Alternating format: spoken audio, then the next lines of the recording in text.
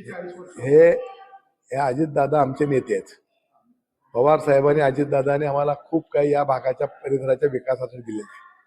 आमच्या गावात कधीच निवडणूक होत नव्हती आणि यावेळेला निवडणूक लागली आणि ते आमच्या कर्मधर्म संयोगानं आणि परमेश्वराच्या आशीर्वादानं तो फॉर्म रिजेक्ट झाला आणि म्हणून ते मोठा जोश, आता इलेक्शन लागत नाही म्हणून उत्साह त्यांचा होता.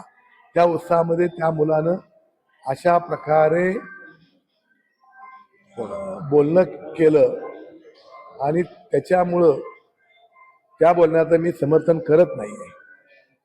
आणि अजितदादा असतील किंवा मोठे साहेब असतील यांची मी दिलगिरी व्यक्त करतो, मी माफी मागतो आणि मोठ्या साहेबांच्या चरणी लीन होतो.